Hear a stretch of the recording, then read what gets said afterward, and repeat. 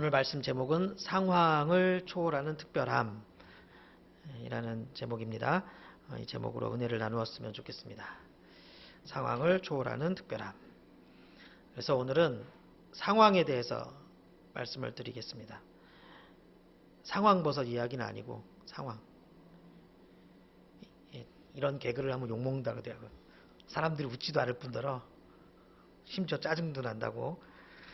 제가 얼마 전에 한 쌀국수집에 갔는데 그 쌀국수집 벽에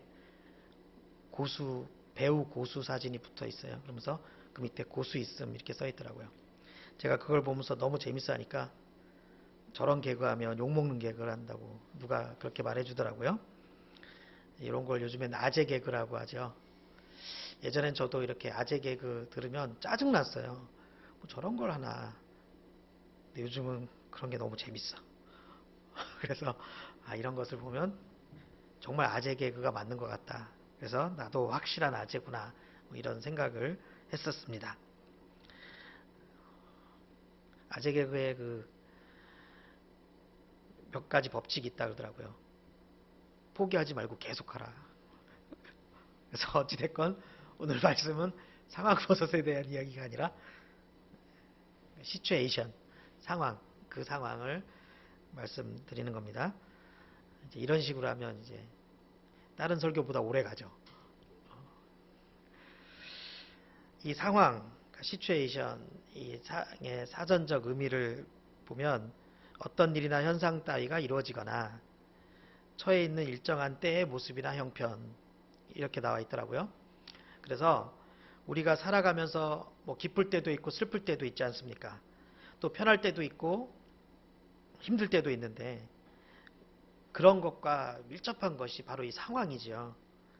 우리는 자신을 둘러싼 상황에 따라 희비가 교차됩니다. 이렇게 언제나 상황이 우리의 삶을 묶습니다. 또 상황은 우리 위에 탁 자리를 잡아갖고 마치 우리를 이렇게 조여서 움직인다는 그런 느낌도 받습니다. 이게 일반적인 현실이에요. 이게. 자, 그렇다면 우리 성도들은 이 상황에 대해서 어떻게 생각해야 될까? 이 상황에 대해서 어떻게 대처하는 것이 좋을까? 어떻게 상황을 대처하는 것이 하나님이 기뻐하시는 일일까? 이런 고민을 하게 됩니다. 그래서 저는 그것과 그런 질문과 관련된 가장 좋은 예가 오늘 본문에 나와 있지 않나 그렇게 생각을 했습니다. 오늘 본문은 여러분 잘 아시다시피 바울과 실라가 빌립보 지역에서 선교 사역을 하다가 감옥에 갇혔을 때의 일입니다.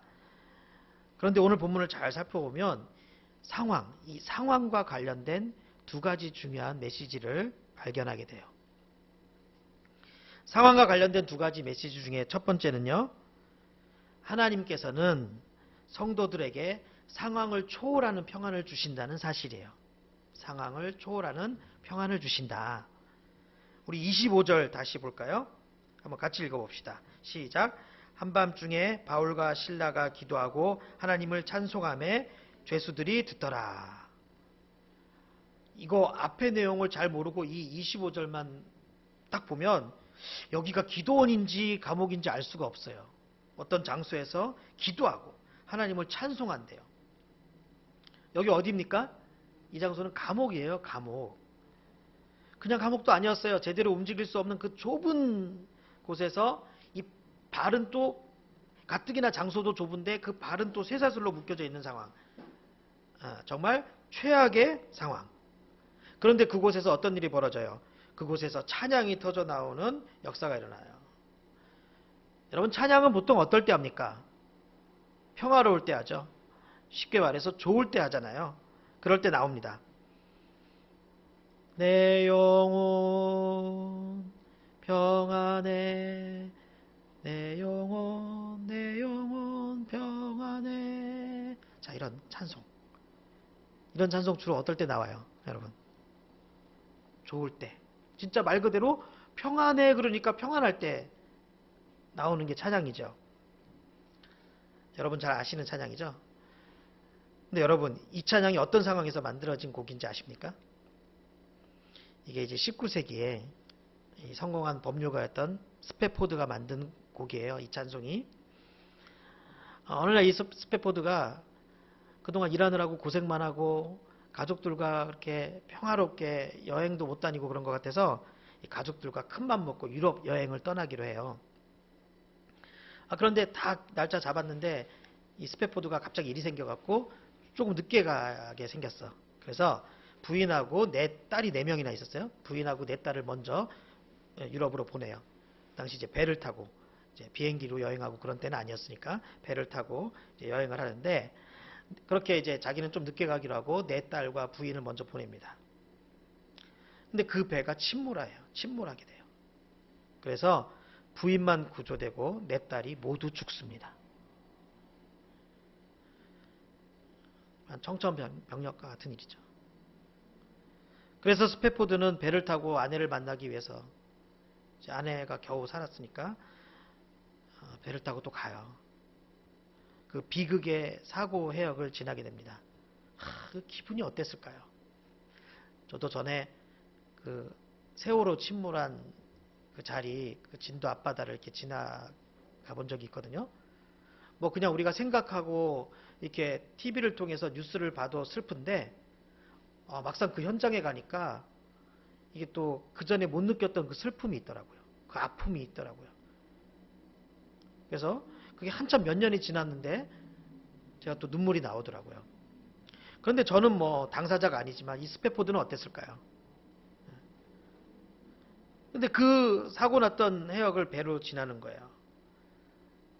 뭐 표현할 수 없을 만큼의 그런 고통이 있었을 겁니다. 마치 막 살이 찢어지는 것과 같은 그런 아픔을 겪었을 거예요. 자, 그때 그 비극의 바다 현장, 그 장소를 지나가면서 스패포드는 주님을 의지하는 마음으로 이런 시를 씁니다. 내 평생에 가는 길 순탄하여 늘 잔잔한 강 같든지 큰 풍파로 무섭고 어렵든지 나의 영혼은 늘 편하다. 저 마귀는 우리를 삼키려고 입 벌리고 달려와도 주 예수는 우리의 대장 되니 끝내 싸워서 이기리라. 찬송가 413장. 내 평생에 가는 길은 이렇게 탄생한 곡입니다. 그 감옥에서 찬양을 부르던 바울과 실라, 그리고 끔찍한 사고 현장에서 찬송시를 지은 스패포드, 이들의 행동을 상식적으로 어떻게 설명할 수 있을까요? 설명할 수 없죠. 하지만 우리 성도들은 설명할 수 있어요. 그것이 바로 상황을 초월하는 평안입니다. 상황을 초월하는 평안. 비록 상황은 고통스럽고 복잡해도 내 영혼의 극히 깊은 데서 흘러나오는 그 평안. 마음 저 깊은 곳에서부터 솟아나는 샘솟는 하늘의 찬송. 이것이 바로 하나님께서 성도들에게 부어주시는 은혜예요. 이 은혜는 성도들만 누릴 수 있는 특권입니다. 보통은 대부분의 사람들은 상황에 따라 평안하거나 상황에 따라 그렇지 않거나 해요. 하지만 성도는 달라요. 성도는 달라요. 성도는 바울과 실라처럼 이렇게 상황을 초월하는 평안이 있다는 것입니다. 믿음으로 사는 성도들은 늘 이러했어요. 요셉을 볼까요? 요셉이 어땠죠? 정말 억울한 일을, 말도 안 되는 일을 겪습니다. 형들이 자신을 노예로 팔았어요. 낯선 땅 애굽으로 가서 노예 생활을 합니다. 보디발이라는 그런 어느 장군 밑으로 가서 일을 하게 됩니다.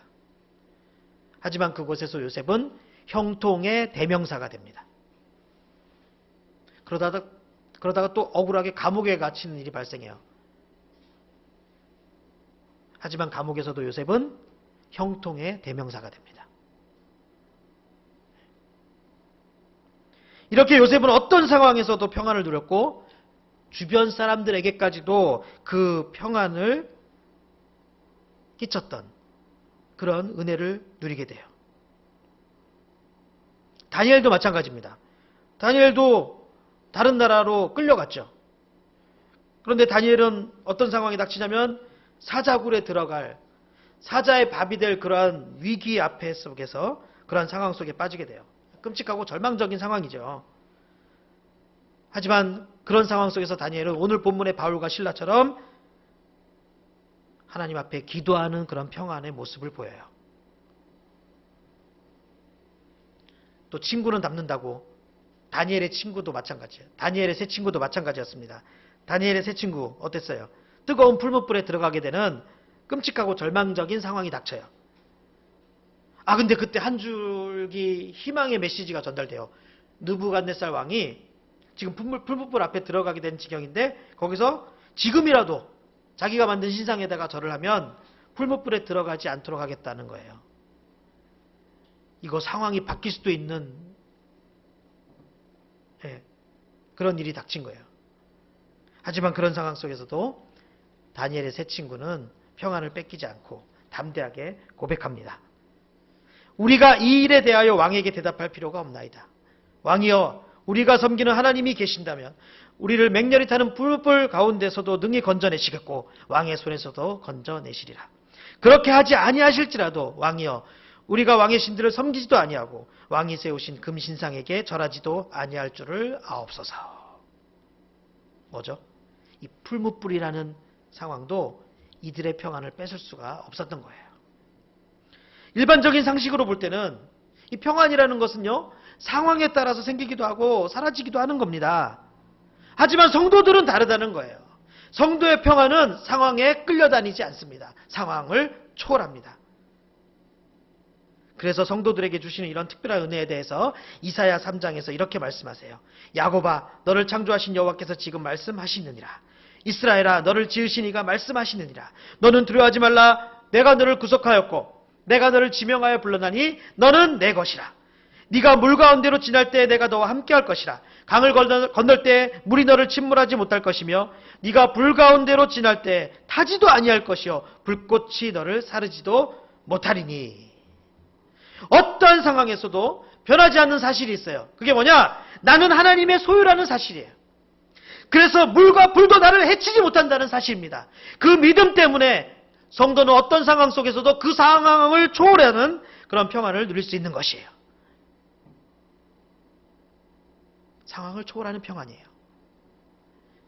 이것이 바로 오늘 본문을 통해서 우리가 깨달아야 할 첫 번째 중요한 메시지입니다.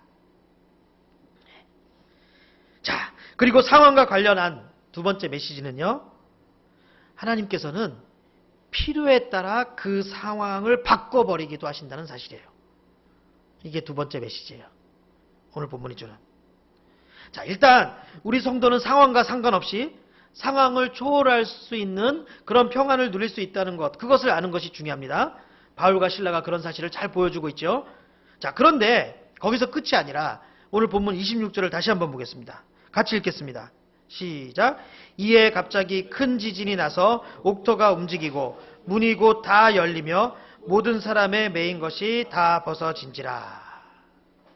자, 우리가 여기서 알아야 되는 것이 뭐냐면, 우리가 상황을 초월한 은혜를 누릴 수 있는 것처럼 우리 하나님도 상황을 초월하시는 전지전능한 하나님이시라는 사실이에요.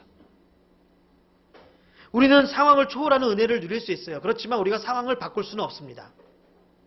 하지만 하나님은 다르시죠. 하나님은 그 상황 자체를 바꿔버릴 수 있어요. 하나님은. 바꿀 수 있는 상황이 있고 그런 상황이 없고 그런 문제가 아니라 그냥 모든 상황은 하나님 마음대로 바꾸시고 새롭게 만드신다는 뜻이에요. 뭐에 따라? 하나님의 뜻에 따라. 하나님의 뜻에 따라. 뜻하신 바가 있고 계획하신 것이 있고 필요한 것이 있으시면 언제든지 하나님은 그 상황을 뒤집으세요. 그래서 어떻게 되었죠? 오늘 본문 보니까 땅이 진동하고 문들이 다 열리고 발에 매인 쇠사슬이 풀어집니다. 상식적으로는 불가능한 일이에요. 그래서 기적이에요. 하나님이 하시는 일은 우리가 볼 때는 기적이에요. 그런데 하나님 입장에서는 아무것도 아니에요. 왜요? 하나님은 불가능이 없으신 분이기 때문에 그래요. 그럼 한번 이런 상황을, 오늘 본문 같은 상황을 한번 이스라엘 백성들이 출애굽할 때로 예를 들어볼까요? 이스라엘 백성들이 출애굽할 때 그런 상황. 뒤에 애국 군대가 쫓아와요. 앞에는 뭐가 가로막고 있어요? 홍해 바다가 가로막고 있어요. 이런 걸 사자성어로 뭐라 그래? 진퇴양난. 앞으로도 갈 수 없고 뒤로도 후퇴할 수 없는 이런 상황. 안 좋은 상황, 최악의 상황. 자, 그런데 그런 상황 속에서 백성들은 어떻게 해야 돼요? 어떻게 해야 돼요? 평안해야 됩니다. 왜요? 앞에 홍해가 있고 뒤에 애국 군대가 있어도 지금 우리에게는 누가 함께 계셔요? 하나님이 함께 계셔요. 그러니까 평안해야 돼요. 그게 성도의 믿음이라고요. 자, 그런데 거기서 끝나는 게 아니라 잠시 후에 또 상황이 바뀌어요. 어떻게 바뀝니까? 하나님이 홍해 바다를 가르시잖아요. 이렇게 평안은 우리의 영역이고 상황을 바꾸시는 것은 하나님의 영역이에요. 또 이스라엘 백성들이 아모리 족속들과 전쟁할 때 여호수아가 장군이었는데 여호수아가 하나님께 기도했어요. 그러자 어떤 일이 발생합니까? 하늘에 태양이 멈췄어요. 태양이 멈췄어요. 기적이에요. 이게 상황이 바뀐 거예요. 이렇게 홍해 바다가 갈라지고 태양이 멈추고 요단강이 갈라지고 수많은 하나님의 역사가 있습니다. 모두 다 어떤 기적이죠? 상황이 변화되는 기적. 상황이 변화되는 역사예요. 그래서 좀 전에 말씀드린 요셉과 다니엘의 경우도 마찬가지입니다. 요셉과 다니엘은 일단 상황을 초월하는 평안을 누린 사람들이에요. 그렇죠? 그런데 또 요셉이 애굽의 총리가 되기도 합니다. 다니엘이 바벨론의 총리가 되기도 합니다. 자기 나라도 아니고 노예로 끌려간 나라에서 총리가 돼요. 기적이죠. 상황이 바뀌었어요. 하나님이 상황을 바꾸셨어요. 이렇게 하나님이 상황을 바꾸시는 것은 하나님 입장에서 아무것도 아니라는 거예요. 그리고 여기서 놀라운 사실 하나 더. 하나님은 여러분 한 사람 때문에 상황을 뒤집어 버릴 수도 있다는 사실이에요. 여러분 한 사람 때문에. 자, 보세요. 애굽에 7년 풍년이 들었었고 7년 흉년이 들었습니다. 그렇죠? 여러분 근데 왜 이런 일이 벌어졌어요? 다시 질문합니다. 애굽에 7년 풍년과 7년 흉년이 있었는데 누구 때문이라고 생각하세요? 이 일이 벌어졌던 것은. 요셉 때문이에요. 요셉 때문이에요. 요셉을 옥에서 나오게 하실 때가 된 거예요. 요셉을 총리로 만드실 때가 된 거예요. 그래서 결국 이스라엘 백성들이 애굽으로 넘어야 될 때가 된 거예요. 그 당시 사람들은 7년 풍년, 7년 흉년이 일어났을 때 그냥 우연히 일어났던 일로 생각했을 거예요. 그 누구도 요셉 한 명 때문에 그런 일이 일어났다는 것을 알아차리지 못했을 겁니다. 그죠? 여러분 기억하세요. 상황이 뒤집히는 것은 하나님한테 있어서 아무것도 아닌 거예요. 아무 문제도 아니에요. 그리고 여러분 한 사람 때문에 상황이 충분히 뒤집힐 수도 있다는 사실을 잊지 마시기 바랍니다. 한 사람 때문에 세계를 움직이시는 거예요. 모든 상황을 바꾸시는 거예요. 이게 오늘 본문과 아주 비슷한 그런 장면이 신약 성경에 또 등장합니다. 상황을 초월하는 평안, 그리고 상황을 바꾸는 역사를 한 번에 볼 수 있는 장면이 있어요. 오늘 본문도 그렇지만 또 언제 그러냐면 예수님이 제자들과 함께 배를 타고 가다가 풍랑을 만났을 때, 풍랑이라는 상황. 그때 제자들은 믿음이 엉망이었으니까 그 제자들이 바울과 실라에 이렇게 비유할 수도 없고, 그때 예수님의 모습을 보시라고요. 예수님의 모습. 풍랑이 일어났는데 예수님은 풍랑 속에서 푹 주무셨습니다. 뭐예요? 이게 상황을 초월하는 평안. 그러다가 잠시 후에 제자들이 난리가 난 거예요. 두려움에 떨고. 그러니까 예수님이 어떻게 하십니까? 풍랑을 잠잠케 하세요. 이건 뭐예요? 상황을 바꿔버리는 역사예요. 오늘 본문과 비슷하죠? 이것이 바로 오늘 본문을 통해서 상황과 관련해서 우리가 또 꼭 기억해야 할 두 가지 메시지. 상황을 초월하는 평안, 또 상황을 바꾸시는 하나님. 이게 오늘 본문을 통해서 기억해야 될 두 가지 메시지입니다.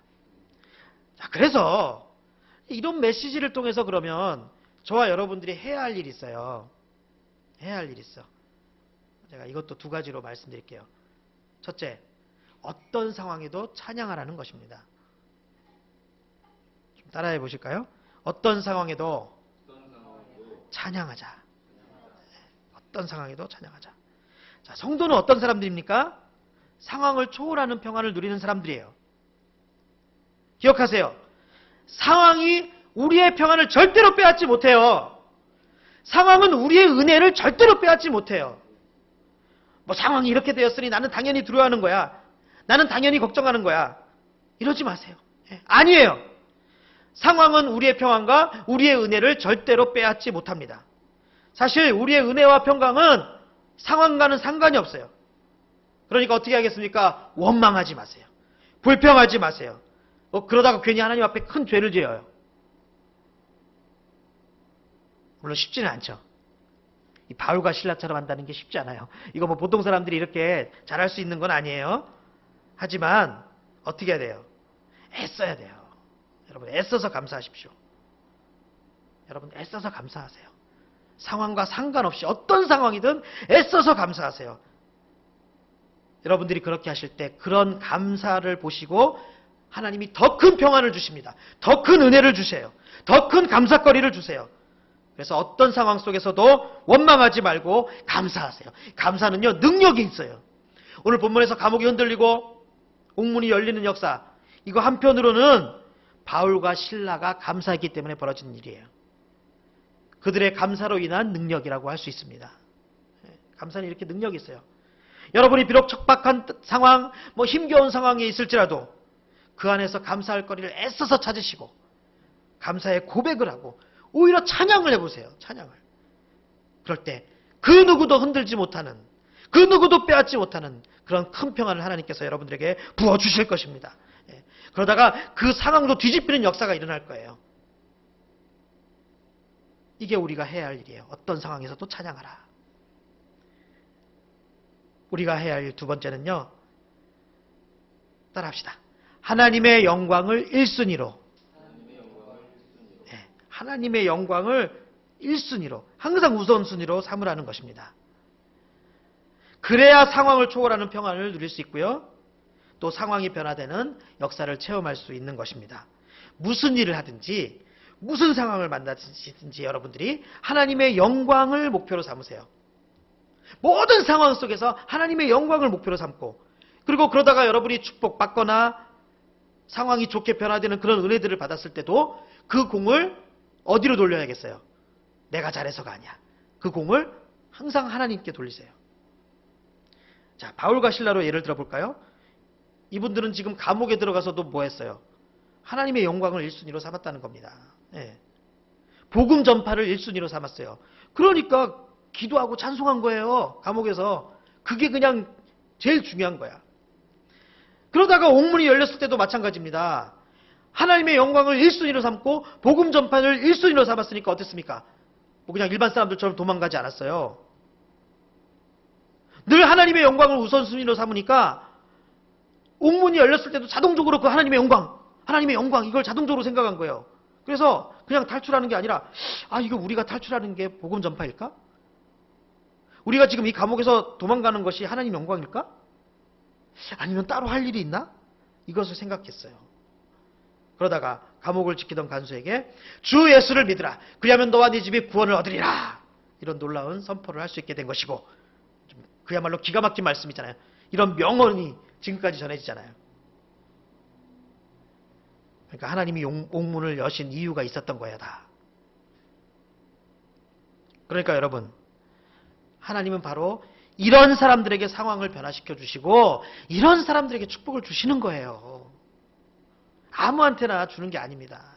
여러분도 마찬가지예요. 여러분이 어떤 상황 속에서도 평안을 누리실 수 있다면, 여러분이 늘 하나님의 영광을 우선순위로 삼으신다면 여러분을 통해 그런 축복들이 연달아 펼쳐질 것입니다. 여러분의 상황이 비록 좋지 않아도 그 속에서 감사, 만족 그렇게 하시면 하나님은 갈수록 여러분들에게 더 큰 평안을 주시고 더 좋은 상황을 선물해 주실 것이에요. 성도는 그런 특별함이 있는 사람들입니다. 우리는 그런 특별함이 있는 사람들이에요. 우리만 아는 비결이에요. 제가 요즘 어떤 노래를 차 안에서 우연히 듣고 또 은혜를 받았어요. 트와이스의 신곡 Feel Special이라는 곡이에요. 아이고, 저 목사는 맨날 가요만 듣는구나. 그렇게 생각하지 마세요. 제가 그냥 정말 라디오에서 흘러나오는 곡을 그냥 우연히 들었는데 이 제목이 인상 깊어서 거기 딱 꽂혔어. 우리 찬양 중에 You are special 이런 찬양도 있거든요. 근데 이게 Feel Special. 궁금하더라고. 무슨 뜻일까? 어떤 가사길래 Feel Special이라고 했을까? 그래서 제가 한번 가사를 살펴봤습니다. 물론 제가 다른 그룹보다 트와이스에 관심 있는 것은 사실이야. 왜냐면 이제 거기 다현이라는 자매가 진짜 정말 어렸을 때부터 예쁘게 신앙생활, 초등학교 때부터 이렇게 신앙생활하고 제가 인상 깊게 봐서 그래요. 그러니까 마음이 가더라고. 뭐 그런다고 제가 트와이스 노래를 일부러 찾아서 듣고 막 검색하고 그러진 않아요. 근데 라디오에서 이렇게 소개하고 얘기하더라고요, 한번. 근데 제가 이 노래 가사를 보니까 진짜 특별한 느낌이 오더라고. 예. 물론 뭐 어디에서도 그렇게 얘기하는 사람들은 없고 그런 기사도 보지 못했고 또 이 노래를 만든 사람이 뭐 무슨 뜻으로 만들었는지 모르겠어요. 그런데 뭐 원래 시나 노랫말이라는 게 또 이렇게 읽는 사람에 따라 적용하고 해석할 수 있는 거잖아요. 이런 게. 그래서 저는 제 나름대로 적용을 하다 보니까 개인적으로는 제2의 율레이즘입니다. 그런 생각까지 했어요. 뭐 가사 다 말씀드릴 수는 없고 가사에 이런 부분이 있습니다. 그런 날이 있어. 갑자기 혼자인 것만 같은 날. 어딜 가도 내 자리가 아닌 것만 같고 고개는 떨궈지는 날. 그럴 때마다 내게 얼마나 내가 소중한지 말해주는 너의 그 한마디에 everything alright. 초라한 nobody에서 다시 somebody. 특별한 나로 변해. You make me feel special. 세상이 아무리 날 주저앉혀도 아프고 아픈 말들이 날 찔러도 네가 있어 난 다시 웃어. 뭐 이게 뒷부분도 이제 여러 가사들이 나오는데 가사가 다 좋아요. 그러니까 어떤 상황 속에서도 그런 특별한 존재라는 걸 느낌으로 인해서 그 슬픔이 평화로 바뀌는 이제 그런 내용이죠. 그런데 제가 오늘 설교를 준비하면서 이 노랫말을 떠올리게 된 이유가 있습니다. 여러분들께 저도 꼭 들려주고 싶었던 말이기 때문에 그래요. 여러분은 특별한 존재입니다. 여러분은 특별한 존재예요. 성도는 특별한 존재입니다. 그러니까 상황을 초월할 수 있는 거예요. 여러분 지금 어떤 상황 속에 있습니까? 뭐 고된 상황 속에 있나요? 아니면 뭐 복된 상황 속에 있나요? 여러분들이 어떤 상황 속에 계신지 저는 잘 알 수 없습니다. 하지만 어떤 상황이든지 그것을 초월하고 그런 상황에 제약받지 않는 그런 우리 예수님을 본받으시기 바랍니다. 주님을 본받으세요. 그래서 상황을 초월하는 감사자가 되세요. 상황을 초월하는 사명자가 되세요. 그럴 때 여러분은 이 험한 세상 속에서도 feel special. 특별히 사랑받는, 나는 특별히 사랑받는 특별한 존재이구나. 이것을 깨닫게 되실 것입니다. 그래서 어떤 상황 속에서도 주님을 찬양하는 우리 보드미들이 되시기를 주의 이름으로 축복합니다.